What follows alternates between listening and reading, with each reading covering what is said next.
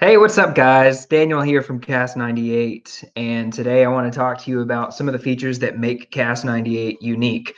That is compared to other pieces of software that I know exist for theater directors. We have a lot of features on Cast98 that really set us apart, and I want to walk you through some of those value-adding features. But before I do, I just want to kind of tell you that at its essence, Cast98 is just a digital form of three things. You've got your audition form, you've got your cast list, and you've got your rehearsal schedule. And so those three things we've digitized, and by digitizing those three things all together, we're able to do a lot of automated and integrated things, and it's really cool to watch it all come together. So I guess we're going to jump right in. I'll give you a summary of it real quick before we jump into doing a demo. But I want to walk you through our actor profiles, because that's something that makes us unique. Because a lot of software, they boast that that they make directors' lives easier, but they don't actually provide very effective ways of doing that. What they don't mention is that the director is still responsible for inputting all of the information about their scenes, their cast members, their rehearsals. The director has to put all of that information into the system before the system will enable them to, schedule rehearsals and do things like that. At Cast98, we've offloaded all of those tedious tasks, and really it starts at the core of our actor profiles. By digitizing the actor profile, we're able to crowdsource essentially all of those tasks so that the actors manage their own information. And by saving it to the cloud, we can then push that information to a director when you're trying to do a show. So that's kind of number one, the actor profile. Number two, when the director posts a show and turns on the audition form is just a digital way, again, to intake actor information. So that's kind of the connection between the show and the actor profile, is that audition form. And so that's why when some professional theaters came to me asking if they could skip all of the audition stuff and go straight to scheduling, because obviously professional theaters don't need to worry about cast conflicts. They've just put a rehearsal on the schedule and they say, come, we're paying you to be here. And so when I saw those emails, I realized, oh, you know what? This is kind of a crossroads. I need to decide right here and right now whether or not I want to enforce auditions, or if I want to build it into Cast98 where you can skip the auditions process and go straight to the scheduling. What I hate, or what I finally concluded about that, is to enforce the audition form. And the reason I did that is because if a director comes to Cast98 and wants to go straight to scheduling, I don't have telepathy. Cast98 isn't invading anybody's privacy. We don't integrate with Facebook and automatically pull all the information off Facebook. We don't follow you around the internet and keep track of your life and your conflicts and everything. So without the director telling us all of the information about their cast and their rehearsals and their studio and their show, enabling a director to go straight to scheduling would not be an easy process. It sounds like it would be easy when you just say, oh, skip straight to scheduling. But what you have to have is a list of cast members. You have to have all of the conflicts for each of those cast members, and you have to have a way to bring that information into Cast98. We are working on, hopefully, a way to import that information through a CSV or something like that, but we don't even want directors to get to that point where you have a spreadsheet of all that information. Because if you kind of post your show in Cast98 and move with us through auditions to scheduling, casting to scheduling, then your life is going to be a lot easier. You're never going to have to mess with a spreadsheet. So hopefully you've found Cast98 before you've gone through your auditions process, and before you've built that spreadsheet. So anyway, that's just my rant, my weekly rant of why it's so much better to use Cast98 instead of doing things the old way. And then the other thing that really sets us apart is on the back end of the show, we take we have what we call an auditionee dashboard, which is really cool. I'll show it to you in a minute.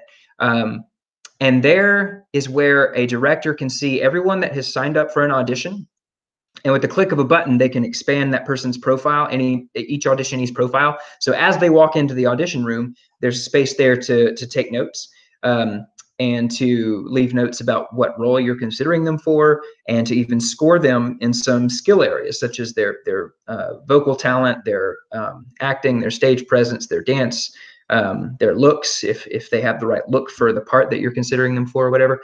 And so that's a pretty cool feature of Cast98. But what I love about it is, as an actor, I could potentially log in after the show is concluded and see what the director has said at my audition in an effort to improve my next audition, especially if I didn't get the role I want, or if I was called back for a role and I ended up not getting it and I thought I did better than the guy that did get the role. I have a lot of questions, and the only way to get answers to those questions is to ask the director. But of course, no one does that because you don't want to confront the director and sound petulant about not getting the role. So Cast98 has a feature that we call Audition Insights, and it's something that's not turned on by default, but a director, or actually a studio, can go in and turn on this feature so that when a show concludes, all of their auditionees can log in and access the director notes from their audition. So that's really, really cool for someone like me and my wife, who is very similar to me in this regard. We can go in, and if the director has left some constructive criticism on our audition as to, maybe we need to choose a better song or sing out more, or develop better chemistry with other actors or something, we know that the areas that we need to work on. So it's a really, really strong point that no one else has. That's something that's totally exclusive to Cast98. And then, of course, we have a rehearsal schedule. And the cool thing about our rehearsal schedule is that, it's all online, it's all digital, so your actors can access it at any time on their phone. But more than likely, they're going to go ahead and export their rehearsals to their favorite calendar app, so they never even have to come back to Cast98 to look at it. But when you do publish the rehearsal schedule on the front end, your actors not only see their name highlighted in the rehearsals, and they see a little star next to their rehearsals, but they can filter the rehearsal schedule so that they only see their rehearsals, which is really, really handy. I can't tell you how many times I've been flipping through a giant spreadsheet with 200 rows, trying to identify which rehearsals I'm supposed to come to, which ones have my name, which ones have my character name, which ones are all calls, which ones are TBDs that I need to put in my calendars just so I don't forget that I might have rehearsal on that night. So it's a beautiful feature that I can just at a glance just see my rehearsals all in a list. And it's fantastic. And then I can export those rehearsals to my calendar. So it's just a couple clicks to save a rehearsal to my Google Calendar, whereas right now I'm having to look at one screen to get the rehearsal information and then type it into Google Calendar over here. So it takes about probably 60 seconds per rehearsal to do that right now for me. And I'm a pretty tech savvy person. But with Cast98, it's only a couple clicks away. So we're talking about 5 seconds per rehearsal to save it to my Google Calendar instead of 60 seconds. So we're saving actors a ton of time. And so that's pretty awesome. All right, well, that's pretty much what I'm going to walk you through. So let me see if I can get this screen share rocking and rolling. Yeah, here we go. All right, so here we are looking at the homepage of Cast98. I'm going to go ahead and log in. My information, Daniel Fowler. All right, and because I am already plugged into some shows, here on the Backstage dashboard, you see a lot of shows. And of course, Avengers the Musical is the one that we always use as our guinea pig show. So I'm going to go ahead and click on that. I am a director of this show, so I see a lot of features here. The snapshot, you see the number of auditionees, the cast members, the rehearsals, all that good stuff is here. You can also see at a glance that the audition form is published, so actors could come and sign up actively. And the cast list is also published. So if I scroll down, you can see these things. So the audition details, there's the audition form. It's live, so I can click on it. And then a little bit further down is the cast list. And so if I was on this cast list, which I am Phil Coulson. You see my name is highlighted because I am logged in as myself. If I was Steve Skelsey, I would see my name highlighted as Bruce Banner. So it makes things really, really easy. You avoid the opportunity for drama to creep into your show by someone overlooking their role. So, all right. So I said that all right, we're just going to start from the top. So the actor profile, if I go and look at my profile, or maybe I want to go and edit my profile, you see here's all of my information that I can post and save. All of the information that an actor can post and save to their profile is the majority of information that they're going to put on their rehearsal form. So instead of asking the questions on a paper form or maybe a Sign Up Genius form for every single show and having to write this stuff out from scratch, we save that information to the actor's profile so that in theory, this is the last audition form they will ever have to fill out, because from show to show to show to show, if the director of that show is using Cast98 to manage it, they can just submit the online audition form, which imports all of this information, so they don't have to start from scratch, which is fantastic. So if I want to edit my conflicts, it's exactly the same thing. They can log in at any time and update their conflicts. You see, I'm already filled out through February. They can edit their conflicts at any time and then come back and make updates. And then this is built into the audition form as well, so that they don't have to start from scratch with their conflicts. I can't tell you how many times I have gone into a let's see yeah, there we go. I can't tell you how many times I have gone into an audition room and pulled out my phone and scrolled through my phone to mark my conflicts. And then by the time I'm done with it, I sit there for another probably 5 minutes thinking to myself, I know I have more conflicts. I must have forgotten to put something in my calendar. What is that I'm forgetting? So now they have access to their conflict calendar at all times. They can input conflicts at any time. So when something comes up, they can just throw it on the conflict calendar. And when it comes time to audition for a show, they don't have to remember it fresh. They already have it in there and they can just click submit. So let me screen share again and we'll keep going here. All right, so that's the conflicts. But I'm going to go ahead and go backstage again. I'm going to go into Avengers the Musical, and I'm going to probably not going to be able to go through the audition form because I've already submitted one. So let me go back to the show details. Let's see, have I submitted one for all of these fake people?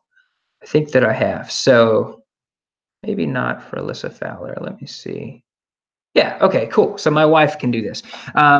So you see right here, step 1 is the actor profile, step 2 is the conflict calendar, step 3 is the show questionnaire. So because my wife has already filled out all of her information, I don't have to do any of that. I can just scroll right on down, save and continue. And then same thing for step 2. All of her conflicts are already punched in here. And so as long as I don't need to update my note or anything like that, I can just save and continue. And you see, oh man, I would barely even be in the audition room right now if I was signing up for this audition in person, or if I had to fill out this form in person when I arrived on site. And I'm already through all the heavy lifting. All my past experience is built into the actor profile. The cast bio is built into the actor profile. Emergency contact info is built into the profile. So we cover all those bases, and the performer can save that information so that they don't have to fill it out. It's really, really cool. Step 3 is the show questionnaire. And this is where that they will need to actually pay attention to what you've put in the audition information and also pay attention to what they're selecting here. So this is the role preferences. This is the time slots that the director defines. And you see we can put a description for each one. So on Monday, November 26th, this is a group audition, all ages. If you want your performer to come to multiple audition times, you can throw some information over here that says, select all the audition times. Maybe you have a dance audition separate from a singing audition and you need to tell them to sign up for both. Or maybe you have a callbacks audition or callbacks time and you want them to, like this says, invitation only. So in other words, don't show up unless we ask you to, but please select this time slot if you're available. So you're just letting people know that on November 28th at 8 o'clock, that's when callbacks are. And so they need to make plans to be there if they get called back. So really, really cool. We can save and submit. And what that's going to do is for the directors, it's going to put Alyssa Fowler on the Audition-E dashboard. And so here she is. here I am, and here's a bunch of our fake people that we have built in here. So this is what the directors see behind the scenes, and we can filter this by the audition time slot. So depending on what time it is, if it's November 25th and we're getting close to the 8 o'clock hour, we're sitting in the audition room, we pull this up. Okay, Kristen Chanawoo has arrived for audition. Send her in, please. And we click on it. We see all of her profile information, which you see she has not filled out hardly anything. She hasn't really done anything, height, weight, any of that. But we can go ahead and score her in various areas. Maybe when she opens her mouth, and just like, oh my goodness, this girl has voice like an angel. 10. She's a 10, and we want to consider her for the role of Mantis. Yes, we're going to call her back. We don't know if we're going to offer her a role yet. And then we can also take notes here. This says that Kristen has a natural ability to be on stage, but the role doesn't matter. I don't know if we really have the space for it in this production, blah, blah, blah. So you can leave any notes, make it constructive so that your actors can get use out of it if you choose to turn on that audition insight. And if you're a local theater, I would highly encourage you to use this feature.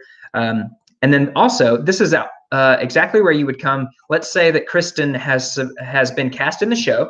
And so we've already done all this. And now she comes to me and says, me as the director, and she says that she has more conflicts. So what she needs to do is she needs to update her conflict calendar on Cast98 and then tell the director. And the director has the opportunity to approve or deny those new conflicts. Maybe you've already started working on the schedule and you don't want to be interrupted. So you tell her, I'm sorry, but I'm just going to have to use the conflicts you submitted on your audition form.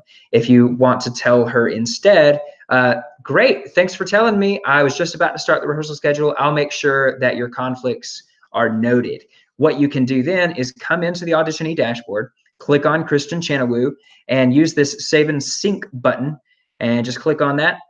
It's going to refresh the page. And now what you've done is you have pulled her audition, her conflict calendar into the system. And so we show that to you here. It's called submitted conflicts and conflicts to sync. So the submitted conflicts are what they actually put on their conflict calendar.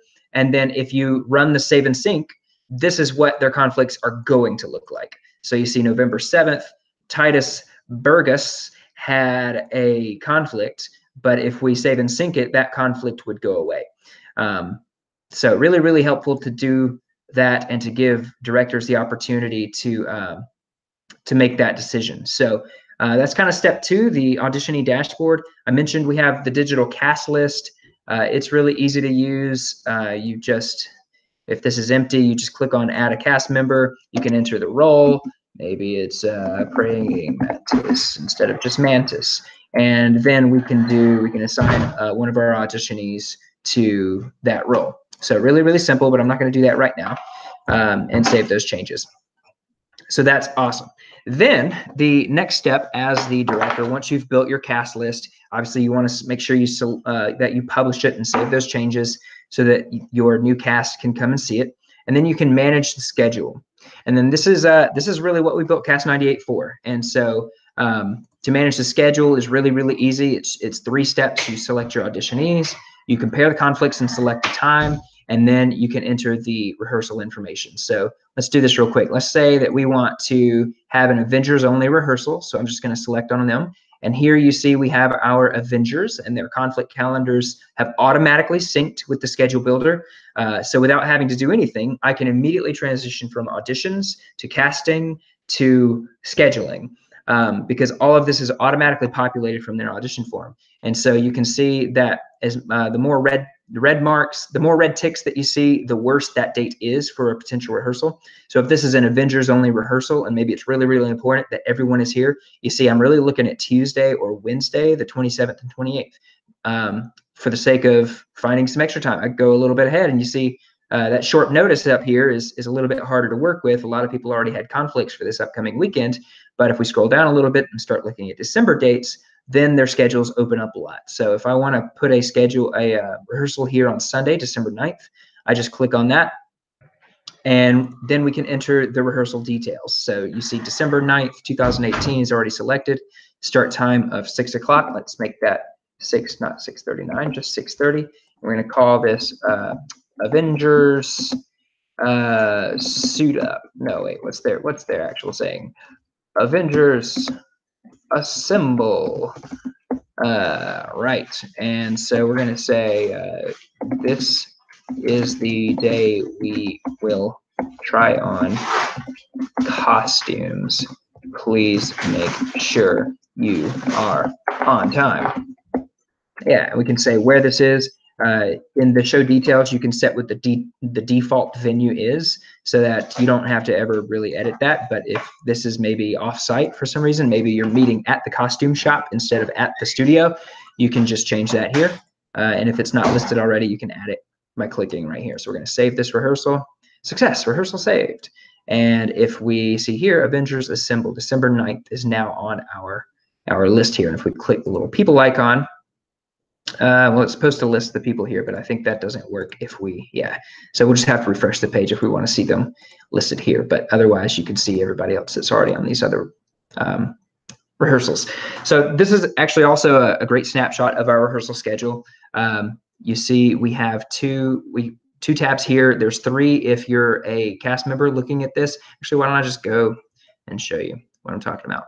So if we go back to Avengers the Musical, and if we go into the rehearsal schedule, you see this is the cast and crew list of links. So anybody that you add to your cast or your crew, they can see these items. They can get contact information for everybody in the cast.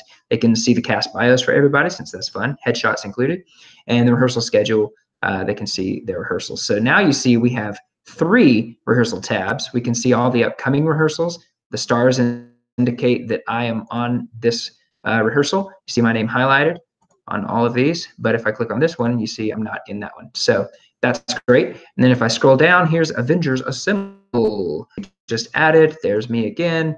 And then if you see a name that's red with a stripe through it, that means this person has a conflict. So that's totally fine. You should add people to the schedule, even if they have a conflict, so that you remember why they're not there when they don't show up for this Bow's rehearsal at 8:30 on December 1st. So really, really helpful. And it's helpful because any cast member at the rehearsal, you as the director, you have a lot to keep track of. If you're like, where is Edwina? Like, can't believe she's not here again. And someone else might pull up the rehearsal schedule and be like, looks like Edwina has a conflict for today. They don't know what her conflict is. Only the director sees any notes that she might have left for that conflict, but everybody in the cast can see that she has a conflict on that day, which is really, really helpful in case you forget. So that's great. And then if I click on just mine, I only see my rehearsals. You see the little star on all these rehearsals. That means I am found in the attendees for all of these rehearsals. So really, really easy to see that. And then if I want to export these things to my calendar, I just look for this little calendar icon and I can click on Google Calendar. And I have to sign in, which I'm not going to do right now. But really, really easy, just a couple clicks to export these and save them to their calendar. So freaking great stuff. What did I not cover here? Insights, how you get to the insights if you are the admin of a studio. So Avengers the Musical is a fake show that we posted from this fake studio called Cast98 Entertainers Company. And if I was the owner of Cast98 Entertainers Company, which I am, I would see this little link right here called Owner Tools. And under the Owner Tools is where you can enable the audition insights. And it does cost the performers just a small fee to look at their insights, and Cast98 does share any proceeds from this insight fee with the studio. So you can actually get a discount on future shows when your performers come and look at the director notes from their audition. So that's how you toggle that on. Let's see, what did I not cover? I talked about the profiles. I talked about profiles, the audition form, the cast list, the rehearsal schedule, and the insights. And so I think we covered everything. These are just some of the features that make Cast98 really, really powerful and unique from other software that's out there. Hopefully you found it helpful. If you have any questions, feel free to hit me up via email. directors@cast98.com is my email address. Or you can use the website, cast98.com/support, to reach out to me directly, and I'll be glad to answer any questions. Until then, I'll see you later.